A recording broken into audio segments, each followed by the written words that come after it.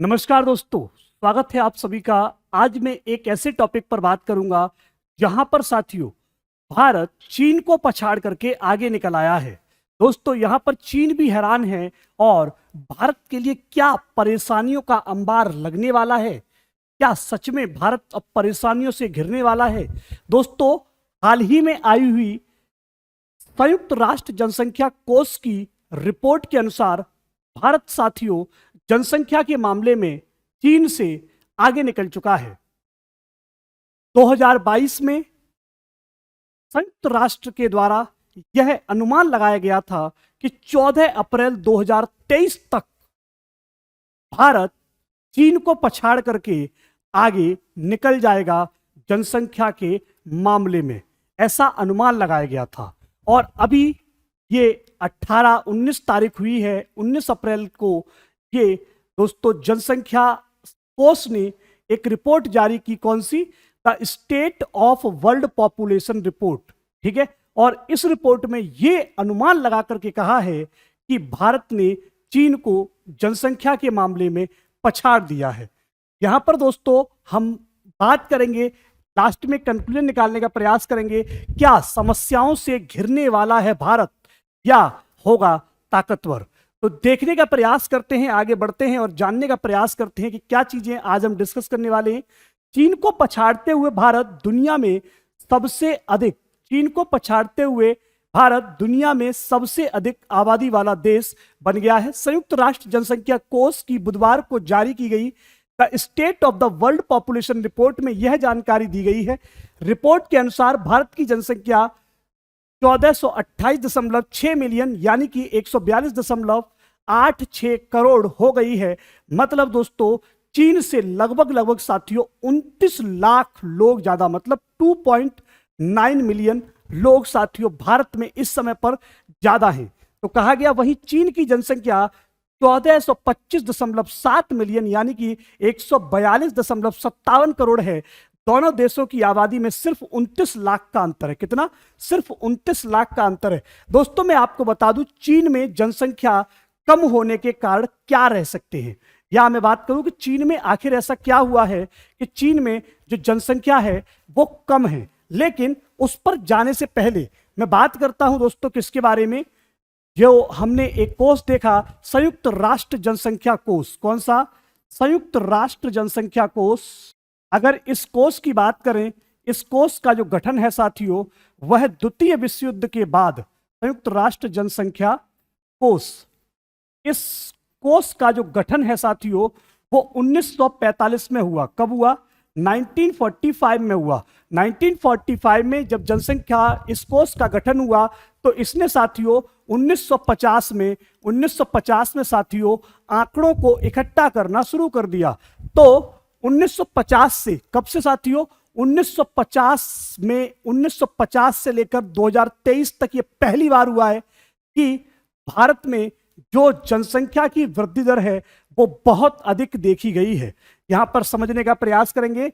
इस रिपोर्ट से यह पता चलता है, इस रिपोर्ट से साथियों क्या पता चलता है वो जानने का प्रयास करेंगे कि लगभग 68% जनसंख्या भारत के अंदर 15 से 64 आयु वर्ग में है, जबकि 65 से ऊपर के लोग मात्र 7% हैं।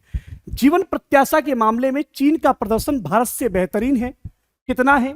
महिलाओं के मामले में चीन में साथियों 82 और पुरुषों के मामले में 76 साल है, जबकि भारत में यह आंकड़ा 74 और 71 पर सिमट जाता है।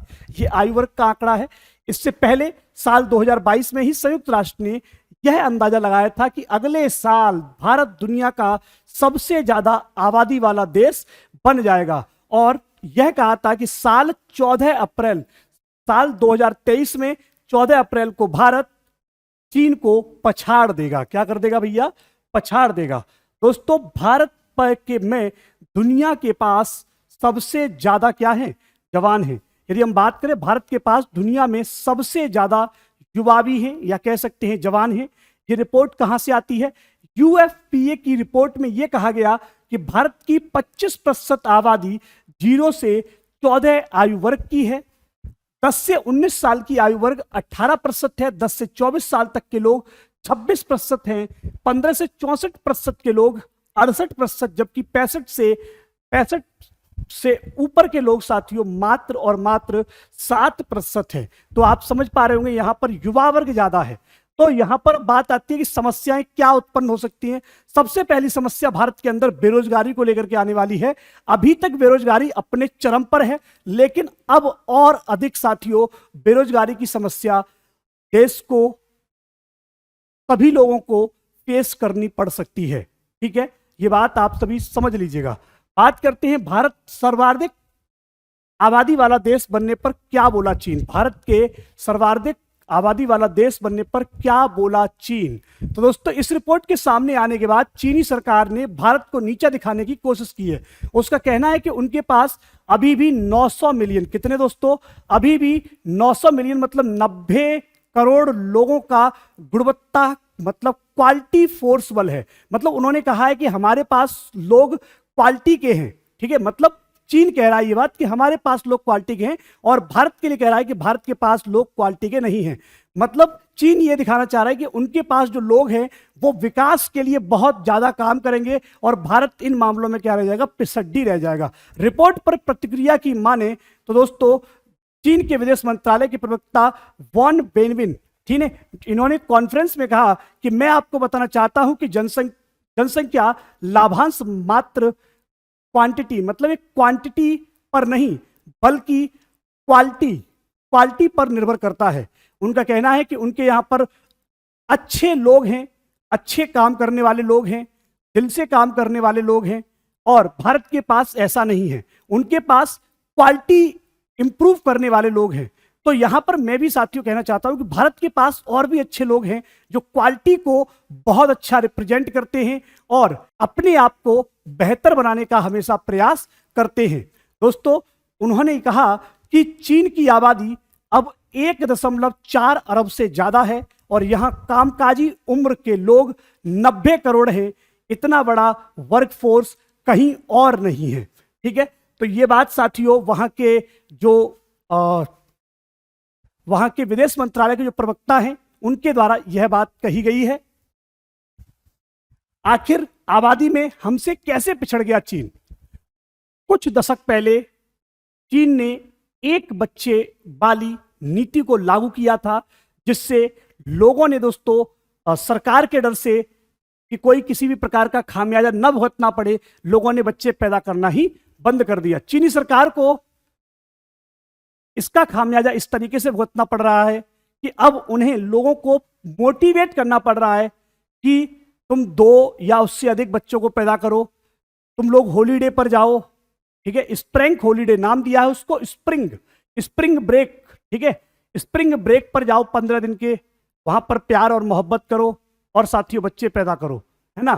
तो वहां पर लोगों को अब मोटिवेट करने का प्रयास किया जा रहा है, और यह कहा जा रहा है कि अगर आप 2 से अधिक बच्चे पैदा करते हो तो आपको तरह तरह की अलग अलग सुविधाएं दी जाएंगी, जिनका लाभ आप आसानी से उठा सकेंगे, और उसका जो वहन होगा वो सरकार के द्वारा किया जाएगा।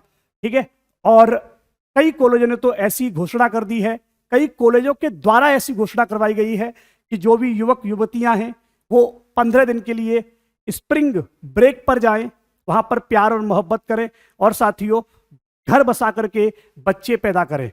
ठीक है, ये कहने का प्रयास किया गया है। अब बात आती है कि आखिर में क्या क्या समस्याएं देश को झेलनी पड़ सकती हैं, क्या क्या समस्याएं देश को झेलनी पड़ सकती हैं।